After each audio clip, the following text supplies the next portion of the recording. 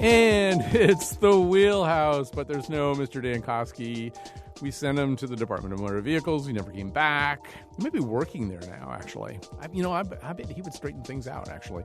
All right, so it's me instead, Colin McEnroe, hosting the Wheelhouse, a meager and unsatisfactory replacement, but you'll just have to make do with me. Fortunately, we have excellent panelists to make up for my massive deficits and liabilities. Speaking of deficits, we'll be talking about the budget. But with us right now is, I don't know why I think that's a funny thing that I just said, but anyway, Christine Stewart is here with us. She's the editor of CTNewsJunkie.com, and then Matt Kaufman, investigative reporter for the Hartford Courant. He might be investigating something right now. You might be undercover here, right? This could be just a ruse that you're a panelist on the show while you're actually investigating something. We don't do a lot of undercover. We never misrepresent ourselves. I am, in fact, Matthew Kaufman, investigative reporter for the Hartford Courant. Because that's weird, because this is actually a Food Lion that you're in right now. So you would have been within your rights to video. The Food Lion at DMV. Yeah, and speaking of investigations and videoing and things like that, CTN is here with us today. They are recording this for future use. It's going to come right after. Matt's actually hosting a new game show on CTN called Secret Severance. So we'll be on right after that. But hello to our friends at CTN. So we're going to begin by talking about the budget. And Matt, I sometimes feel as though, like in the last couple of years, I sort of felt like Governor Malloy, he doesn't really like doing the budget anymore. It's like there's no real upside to doing the budget, right? There's never any good news or something. I mean, maybe he's just sort of tired of it. Well, I suppose you could say I promised to institute no larger than the third largest tax increase in state history, but that may not win him a lot of kudos. No, I mean, the Connecticut budget is in terrible shape. We are perhaps in this sort of perpetual crisis situation, and if you're a politician, why would you want to perpetually talk about crises? So probably not. Maybe the most important thing on his plate, but certainly not the thing that he'd be most interested in speaking about on a regular basis. And when the governor isn't interested in speaking about something, he can always get somebody else to speak about it. In this case, that would be his loyal budget czar, Ben Barnes. Let's hear Ben Barnes on Where We Live talking about the budget. We are in a very difficult position fiscally, and our ability to accomplish some of the things that we would all like to accomplish is extraordinarily limited. And I'll apologize in advance once, but only once, for what's going to be a really tough year. Oh, dear. He's apologizing in advance. That doesn't sound so good. Now, they have a budget deficit for the coming fiscal year of about $500 million. Let's hear Ben Barnes talking about that. You get to $500 million, and it's really hard to find solutions. There are very limited approaches that you can take to do that. I mean, you can raise taxes, or you can make extraordinarily challenging cuts to services, or some combination of them. Now, those comments were both made at a forum for Connecticut Voices for Children, where, Christine, you go to the Voices for Children forum, the juice boxes start flowing, and, people just start saying almost anything. But no wonder Matt says that Governor Malloy doesn't want to talk about the budget. That doesn't sound like it's very much fun to talk about. No, it's not fun to talk about. And Ben Barnes is in the unenviable position every year of coming to this forum to speak to advocates a week before they unveil their budget. So he knows what's in it, but he can't say what's in it because he can't take away the governor's gusto, I guess. Right. It's sort of like a wedding. You don't see the bride. Right. So he's building this suspense, but we kind of all know what the outcome is going to be. Well, he sounds very negative in those quotes, and he sounds even borderline depressed, except that you reported this week that he also said that this is from the Connecticut CT News Junkie, we need to make sure that we're doing wonderful things. Wonderful things like unicorns? I think we're going to get unicorns. What actually, besides unicorns, does he mean by wonderful things? I think just wonderful things. I think we're just talking about core services. Core services! The state needs to focus on those core services because there's no extra. There's no extra to do anything. So we have to use our money wisely. Think happier thoughts, Matt. You can't fly if you don't think happy thoughts. I mean, when I heard that, I understood him to be talking about puppies, but Christine may be right. It may be more about core services. Well, here's the other thing that happens, okay? So one of the things that Ben Barnes says, in some seriousness, Ben Barnes, I sort of feel for him because in a way he really does want to talk to us like we're grown-ups.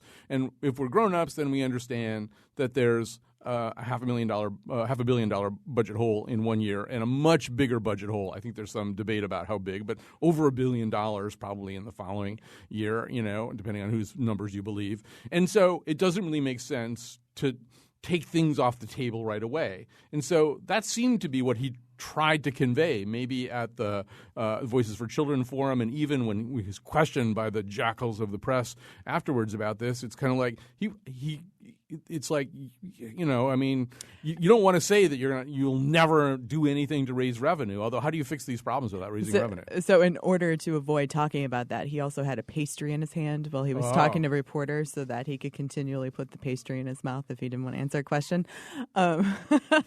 So he wouldn't say whether, I think we probably will not actually raise taxes. So he wouldn't say whether they were going to raise taxes or not, but immediately after that, the governor's spokesperson, Devin, said that no, there are not going to be any tax increases. So if there's not going to be any tax increases and we're facing a $500 million deficit, then there obviously has to be spending cuts. And there's going to be some deep spending cuts, and they're going to have to figure out a new way to do government, especially as we're going into an election year. I mean, obviously, nobody wants to see tax increases going into an election year. At the same time, spending cuts, there's a constituency for every spending cut.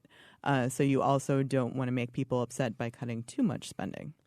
I've covered a lot of budget chiefs in my time, going all the way back to Anthony Milano. I think it was maybe El Agrasso's budget chief.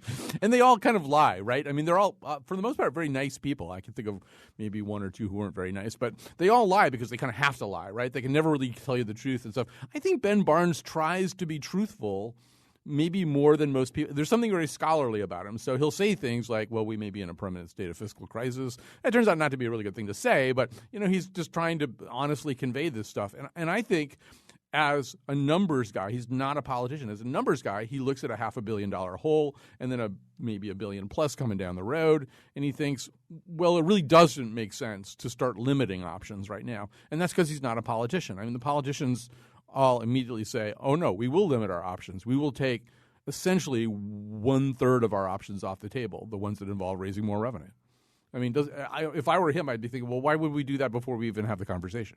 Yeah, and I agree. I mean, I don't cover the legislature and the government closely, but Barnes has always struck me as a fairly straight shooter. And so it does make sense that if you're the budget guy staring at an enormous fiscal hole, that you wouldn't be eager to say, well, what's sort of the, first-tier politically expedient things to be to say here. Now, at the same time, when the governor says he's not going to raise taxes, I mean, given the history of sort of the linguistic somersaults done there, I think it's appropriate for the press to sort of ask some very detailed questions there of say, what exactly do you mean by that?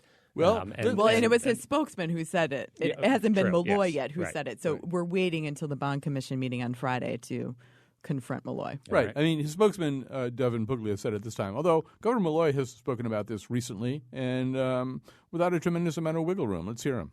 I have made it clear that I am not proposing the raising of taxes, and I oppose the raising of taxes. Which kind of means, if anybody raises taxes, it's not going to be me. Those people. I literally read that the same when I first saw that. I'm like very carefully parceling. I'm not. Right. Okay. And if somebody does it, I'm not going to like it either, but it might happen. Well, and that's exactly what happened last year. I mean, he said he wasn't going to raise taxes on the campaign trail. He ended up putting some revenue increases in his budget, and then he signed in nearly $2 billion of tax increases when he signed the budget. Well, the other thing that they're starting to talk about, so, I mean, it's not just Malloy. It's Brendan Sharkey, the Speaker of the House. So he's got to figure out how to make some of these numbers work. And I noticed, Christine, that one thing he was thinking about, because you got to look around, right? You're not going to raise revenue, apparently. And so you got this big hole, and there's only so many things you can cut. You already cut a lot of them. So who could you – the towns. Yeah. How about the towns? The stupid towns. What are the towns doing? So that's like his latest thing, right? Yeah, that's definitely his latest thing. I mean, performance-based budgeting and the towns, if we're going to give you money, you better regionalize and create efficiencies with those nearby towns. Otherwise, we're not going to give you as much money. And, if we don't give you that much money, then we can save that much money and use that for the state budget. Right. So, and a part of it is there's like a carrot and stick thing, right, too? It's like if you don't, we're going to come up with these things that you're supposed to do that involve consolidating services that are repetitious, and then if you don't do them, you won't get your money. Exactly. Yeah. So this is going to be like the cigarette tax where there's sort of an appropriate, public policy. And unfortunately, it works and ends up costing, the state a lot of money. So, I mean, are there politicians who are secretly hoping that towns continue to fail to regionalize so that the state can save money? Well, some of these things, too, I think are going to be tough sells in towns, Matt. You know what this state is like. There's 169 towns. They all think they have to have their own 911 systems and their own this and their own that. But there's nothing, never anything. So, I mean, one of the things Sharkey's talking about, I think, is just sort of school transportation schedules, Yeah. so they all do them at the same time. So at least that could be coordinated, which that seems reasonable somehow. But the town sovereignty is, as you know, something where people get their backs up. Right. Which is interesting, especially proposing that in an election year, because in an election year, you need the help of your local municipal officials to help you get reelected. He doesn't need any help from the people in Coventry. He just needs help from the people in Hamden. That is true. He does have his own reelection campaign to worry about. But I mean, this is something that our former colleague Tom Condon has just said for years, that that there's no equivalent of county government, and as a result, there's all this little rinky-dinky stuff that absolutely has to be redundant. Well, it's a shame that not everything can work as well as the MDC. Right. Okay. That was so unfair. So one last thing about Ben Barnes, although I do agree that he has kind of a scholarly, quality, which makes him, seem like he's at least trying to be somewhat honest with us. But I did notice, and I saw your body language, Christine, and the people on CTN are going to see this too, when I was talking about the year after this year. So it's a little more than $500 million probably this year. And then the year after that, it could be like, I don't know, $1.8 billion, all this kind of stuff. But he said he doesn't really like talking about that. He said, I think the notion that we are foreseeing red ink in fiscal 18 is preposterous. And he said that no one in state government can fairly project economic or revenue growth that far out. Well, I mean, his argument is that, we have to come up with these numbers. We're required by law to make these projections. And I don't necessarily believe that, inflation is going to do this, or that, we're not going to cut something from current services and we're going to have a balanced budget. Because something really good could happen that we're not anticipating. There are wonderful things in the budget. Something like unicorns. We could actually sell their poop for fertilizer, too. It makes everything grow. All right, so we have to move on here. In fact, another thing that's happening in the world of government is that Governor Malloy is announcing some staffing changes at the Department of Labor and at the Department of Motor Vehicles. And so last week, DMV Commissioner Andres Ayala submitted his resignation after a string of problems at his department. Everybody, I think, is probably pretty familiar with what those problems are. A lot of them seem to have to do with sort of transitioning into the digital age, which, to be fair, has been happening for quite some time. I mean, the digital age has been happening for quite some time. And, it's sort of weird because I actually never really have bad experiences with motor vehicles. I always, I just do what they tell you to do and fill out the forms. And I'm all sort of, how do these people get in these situations where they have these 5-hour waits at motor vehicles? Yeah, I haven't had bad waits within, inside the Department of Motor Vehicles. My kids trying to get a driver's license, and there's sort of 3 months to take a test at a computer screen, and then 3 months to take a driving test, and so we've seen sort of oddly long delays on that. But yeah, I've never actually had like a terrible experience inside the DMV. I think they've actually streamlined things fairly well in terms of not making it the Disneyland version of, waiting in line. Yeah, I mean, if you go to the satellite offices, stuff works pretty well. But Tucker, our producer, actually did have some agonizing thing that involved being on the phone and out loud and not so great. And phones are tough. Yeah. I can, yeah. Well, the service that we're talking about, is the insurance suspension issue. Right. You could only call on the phone. There was no way that you could actually even physically go to the office and talk to somebody about that issue. But the other thing is, and he's sending in a guy that Malloy is sending in a guy that he regards, I guess, as his troubleshooter. Fixer is not a good thing. You should say troubleshooter. Fixer is that's a very. I think he did say troubleshooter, but I thought fixer. It's a very Roland era term, is fixer. We don't like that term anymore. But I mean, and John Leonard's been reporting about sort of clashes basically between DMV and the contractors that they hired to put in some of these computer systems. But this does seem like something that computers can fix, right? I realize there's one thing not so great, but I managed to do an awful lot of stuff with DMV Online now. So my understanding from a DMV worker when I went there during the long line period and the transition was that there's a lot more things that the workers now have to do in the front end of the software system that they used to do on the back end when the customers weren't standing in line. So there's a little bit of a difference. And workers obviously were creating their own workarounds to the old system, and now they have this new system to deal with, and they can't create those workarounds. And so the other personnel shift is a former mayor of Hamden, Scott Jackson, led them through the snowstorm last year. He's going to be the labor commissioner now, replaces Sharon Palmer. It's the third labor commissioner for Dan Malloy, and the first who's not a union president. Although I think Jackson is the guy they're really grooming for big stuff. I think this is a guy who I wouldn't be surprised to see running for governor one of these days. I don't know if this has anything to do with him getting this gig, but I definitely see him running for governor one of these days, even though he said he's not really into it. He's more of a policy wonk. I see that they are grooming him. All right. So we're going to take a break, and we're going to come back with more. You can join the conversation at 860-275-7266. Comment on our website, WNPR.org. You can find us on Facebook and Twitter at Where We Live. We'll be back with more of Matt Kaufman and Christine Stewart after the proverbial this.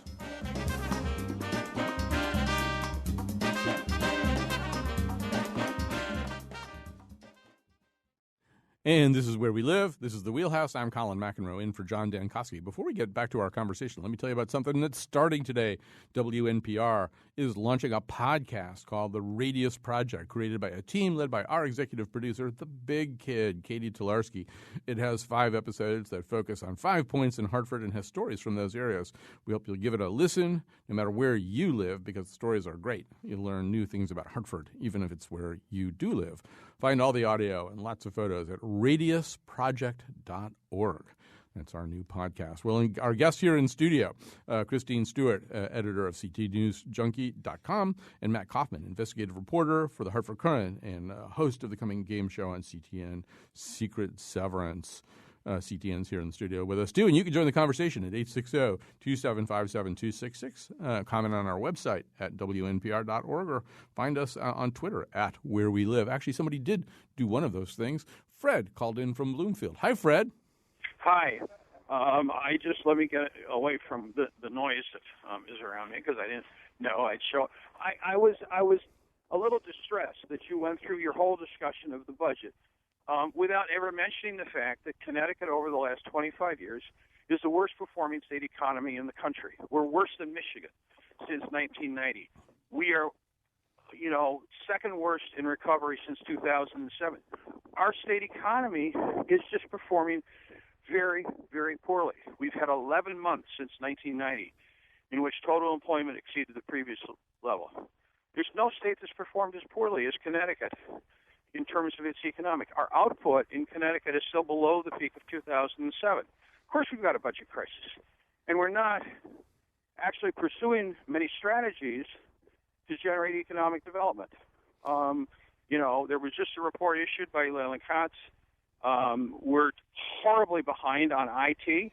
In fact, we're the only state in the country where connectivity has declined. We did actually have that on our list of possible topics to talk about. Well, what do you know? It's not like you're an economist or something. I'm just kidding. This actually is Fred Carstensen, who is an economist. Yes, it is. It's we need to put the budget crisis in the context of, what are we doing to generate economic growth in Connecticut? And when you're sitting between New York and Boston metro areas, which are 2 of the strongest growth poles in the country, and you're not sharing in that, something is very, very wrong. Fred, I agree, what we're and doing. it's sort of a conversation for another day. And it's also, I mean, actually, they're sort of bailing water out of the Titanic right now. And you're talking about why don't they get a better boat, and that'd be good to do at some point. But I don't think that's not really what Ben Barnes is thinking about right now. They're just thinking about how do we make these numbers work? What horrible thing do we have to do? But I do agree that, I mean, our economy seems to be about 20 years behind everybody else's, and our understanding about innovation and growth of small business and stuff like that. But conversation maybe for a different show another day. So we have to move on, and we have to move on to the troubling saga of Andy Maynard. We talked about this last week on the Wheelhouse, and we're going to be talking about it again. He is a state senator. Most people know he had an accident at his home that resulted in a pretty serious head and brain injury. But he did return to active duty as a state senator this year, and then recently was involved in a car crash. And initially, the state Democrats reported the accident involved just the senator's car. We now have the 911 call, which mentions a second car that we eventually learned was hit. Let's just hear that. This is the 911 call. Well, I was looking in my rearview mirror, and they actually went across the divider, hit another car, and went down the ditch.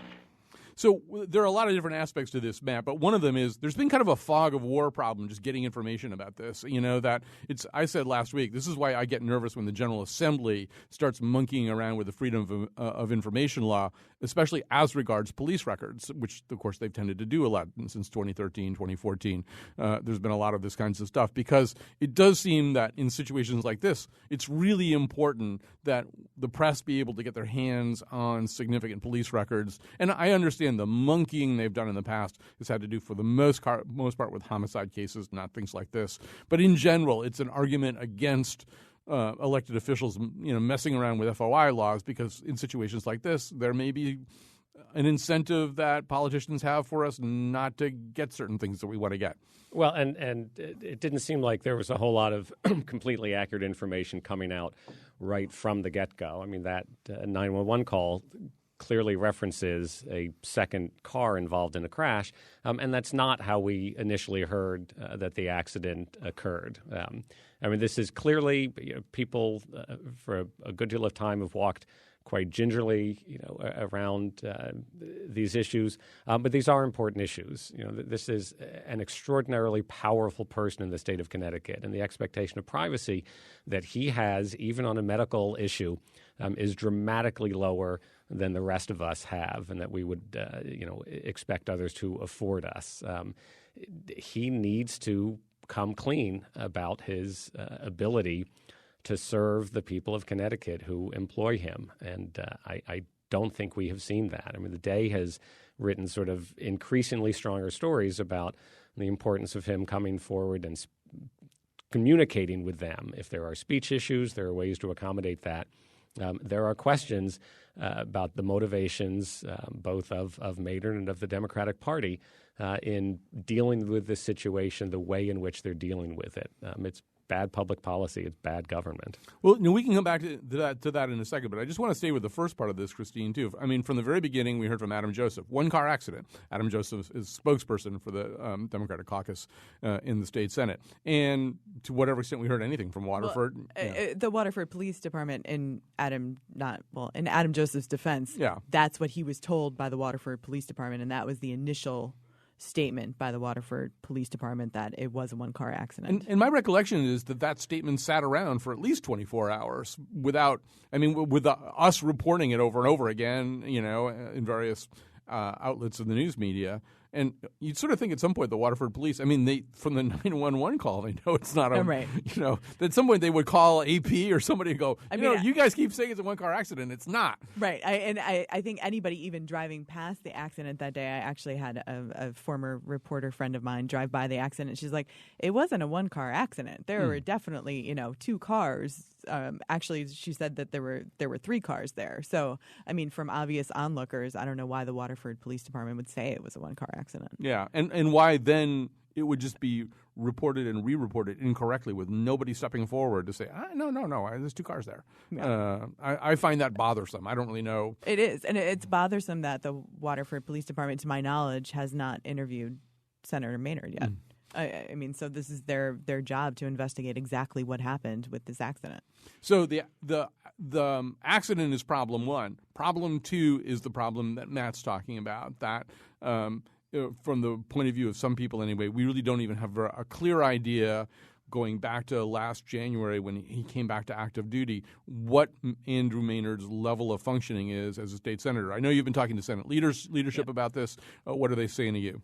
No, he is definitely participating. I mean, the fact that he was there in Hartford at a caucus that was not a mandatory caucus that day before he got into the accident. Not every Democratic senator was at that caucus talking about legislation, and he actually had put forth, two ideas for legislation, according to Senator Looney, regarding his district.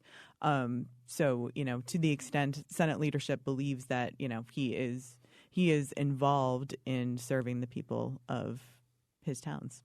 And so one thing that I can say about this is that they need to change the message or get the message out. If that's the message and if that's the truth, they need to get that out better. I was at a public event the other day that had nothing to do. It was actually, I think it was last Wednesday or Thursday. But anyway, some guy came up to me afterwards. It was a political conversation with Steve Kornacki from MSNBC. And this guy from the audience came up to me, and he was mad. He was mad like Fred Carstensen was just mad. He was madder than that about this Andy Maynard thing. And he was mad at me because I had said, well, if he really isn't able to function as a senator, but they want to give him his benefits and stuff, they should have just done a special act last year and taken this whole question off the table. I mean, they could have. They could have. I mean, they very well could have. And they've done that for other lawmakers in the past.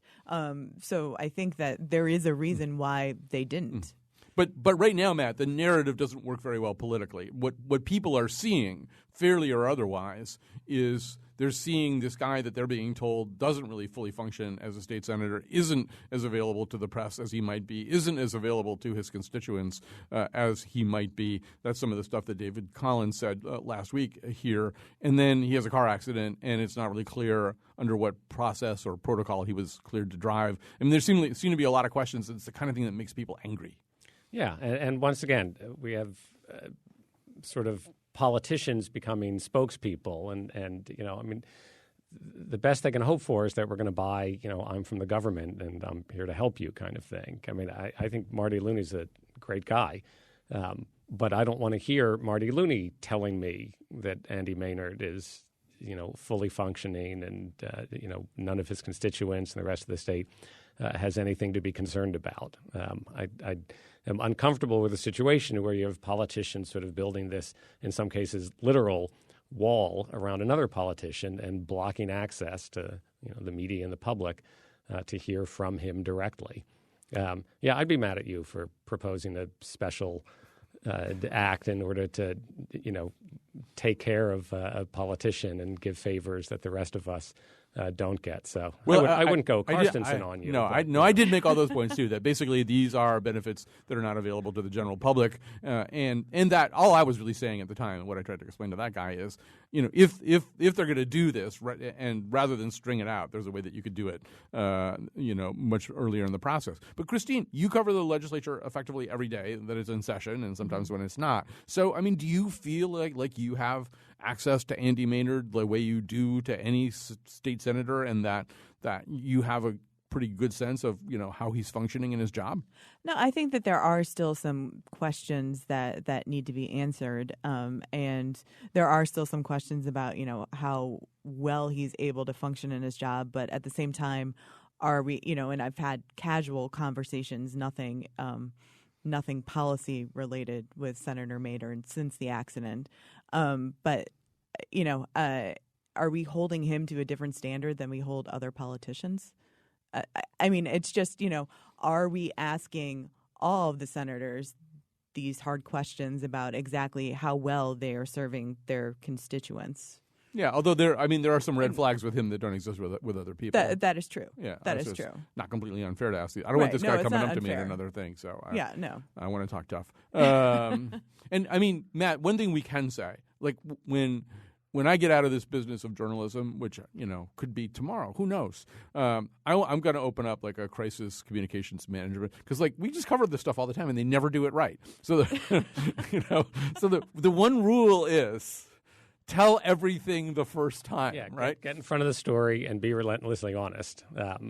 And since that's the advice that every crisis, communication counselor will tell you, when that doesn't happen, It the never obvious, happens. Yeah, They never do it. the obvious assumption is the truth is so horrible, Yeah. that lying is a better option. So At the same time, I'm also thinking, it just occurred to me, having seen Gabby Giffords and her brain injury, when she speaks, it's a prepared statement, and that's the only thing that she says at these media events. So it's kind of, nobody really has gotten to interview her, but of course she's not in political office Well, that's the anymore. thing, And right? she's not. I mean, David's point last week was some of this has to be a conversation between Andy Maynard and his constituents. Can they talk to him the way that people should be able to have access to their state senator? And do they feel as though he's capable of representing their interests? Right. I mean, they elected him knowing that he had a brain injury, so some of it's on them too, I guess. But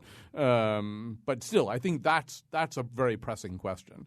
All right, well, we have to move on. Now we're moving on to Matt doesn't really like talking about the budget very much, but he likes talking about secret severances, the new game show he's hosting on CTN.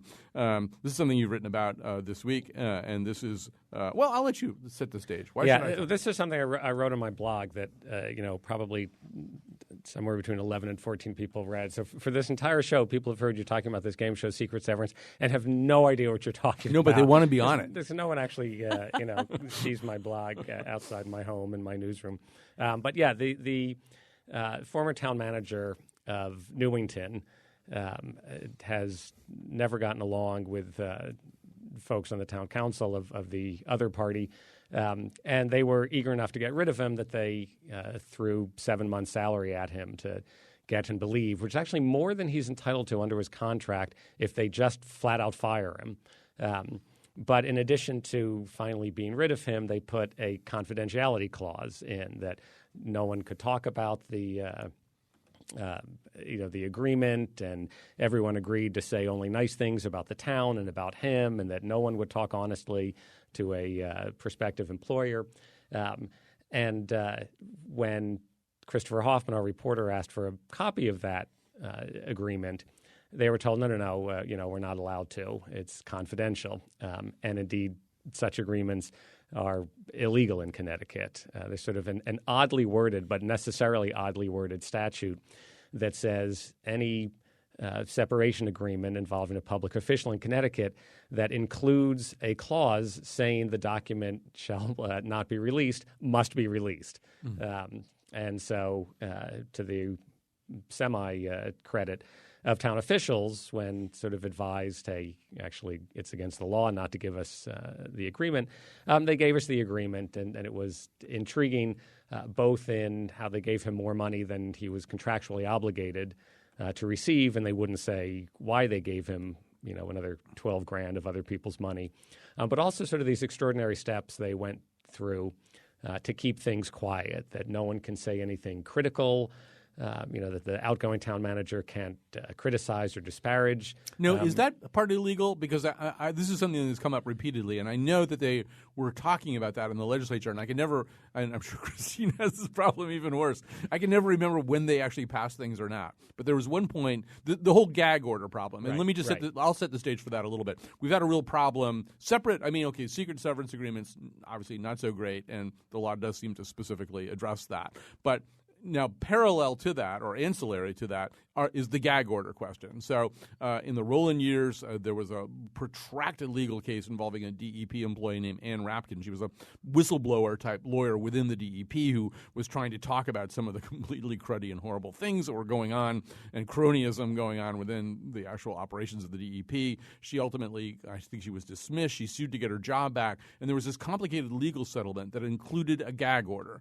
In order to get a lot of stuff that she got as part of her settlement, she had to agree never to talk about any of this stuff again, which meant that taxpayer monies were being expended paying a former public employee not to tell the public what she knew, some of which was sort of material to the good or bad operations of the government. This came up more recently, Christine, when Michael Gargano, the provost of the higher education system, who's a really great guy, but he got a nice settlement, but part of the settlement was, once again, a gag order, exactly the kind of thing that Matt was talking about. No derogatory statements can be made about the operations of the Board of Regents or whoever they are.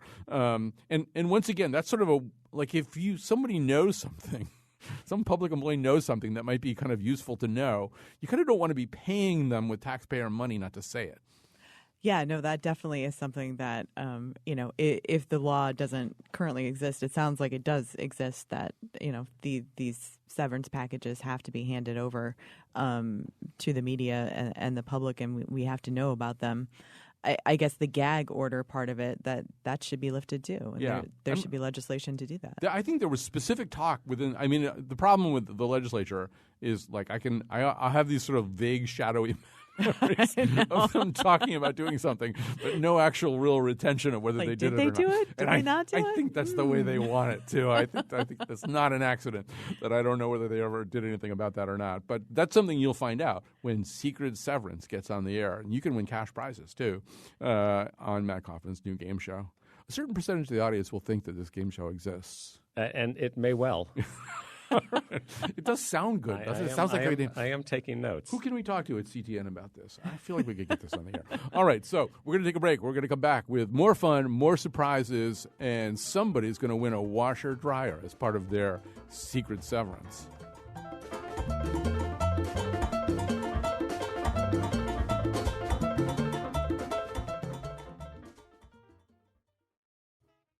Well, Governor Malloy will be giving his big budget address. What will it be? A week from today, right? A week from today.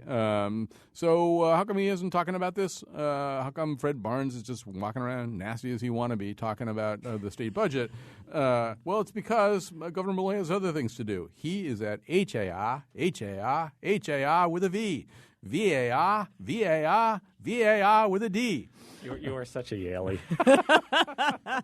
So Governor Malloy is at Harvard talking about his Second Chance initiative in addressing an audience that included students, activists, a pediatrician, lawyers, and a juvenile court judge. And so, Christine, this is something that Governor Malloy does like talking about, the fact that he is kind of trying to get into the forefront of politicians, of political leaders, revamping the criminal justice system. Crime is on a downward trend anyway, and they're trying to take advantage of that to shrink down the size of the prison system and have more people on the streets as opposed to in prison. Yes. And, he's been on this I guess, mission to talk about second chances for, I think, over 2 years now.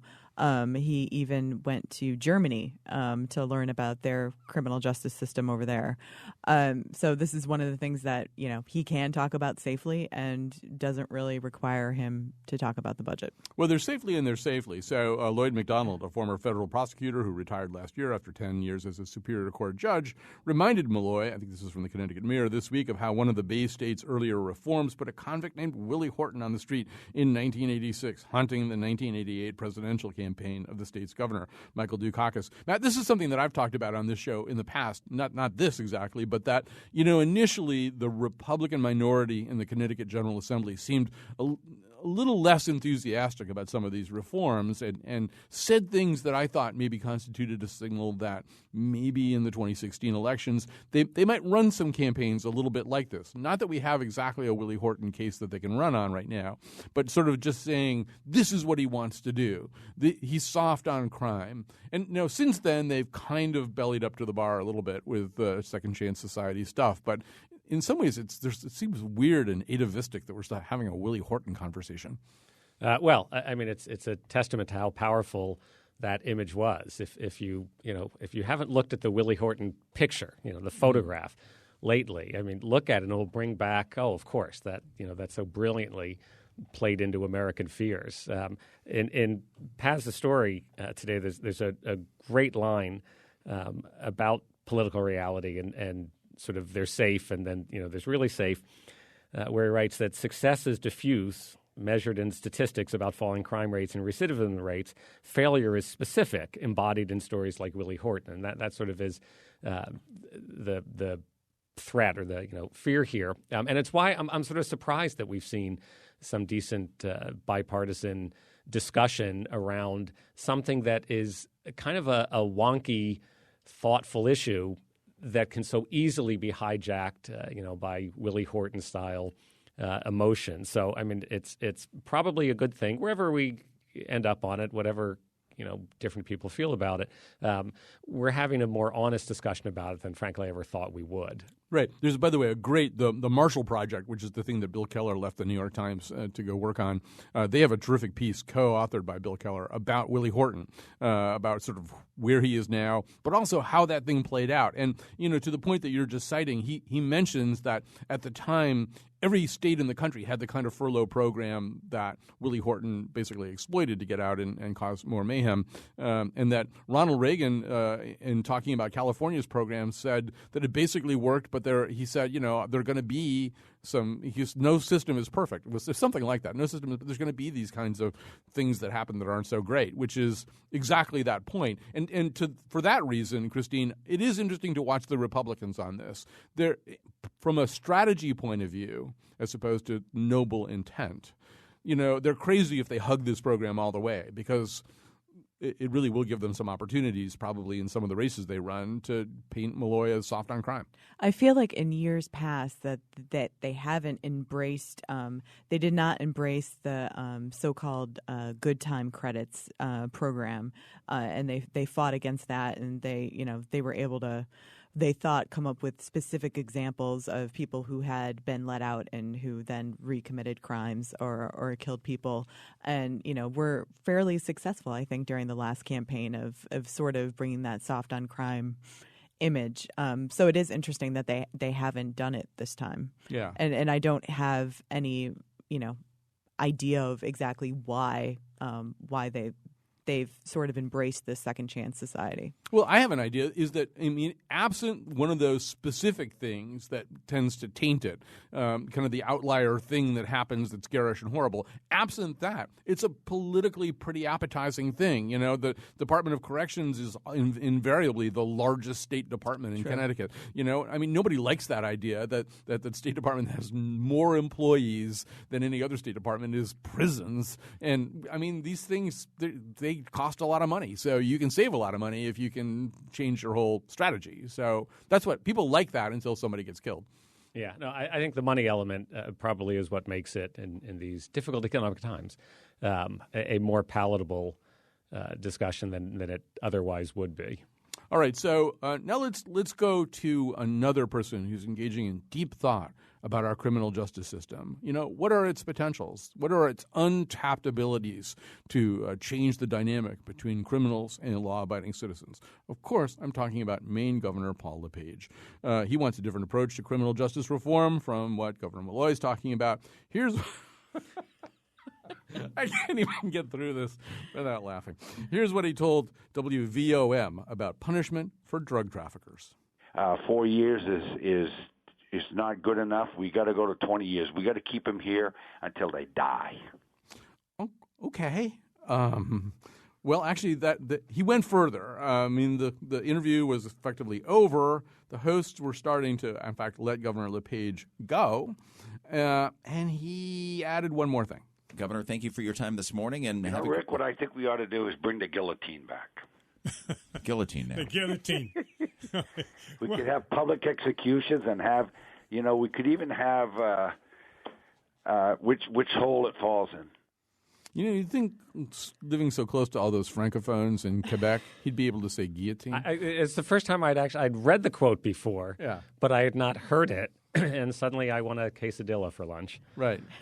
I don't know. Is there anything that we can say about this?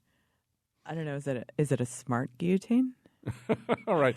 So I am thinking Does this it like only recognize the governor's thumbprint? which basket the head will fall in, which is, I think is what he was saying at the end. We actually may make that a part of the Secret Severance game show. it is a different kind of politician, right? I mean, usually you're trying to pry something interesting out of them. You know, they just won't say anything dispositive or interesting. Here, they're trying to get him off the show. Right. Hey, thanks for being here. He goes, no, one more thing, Rick.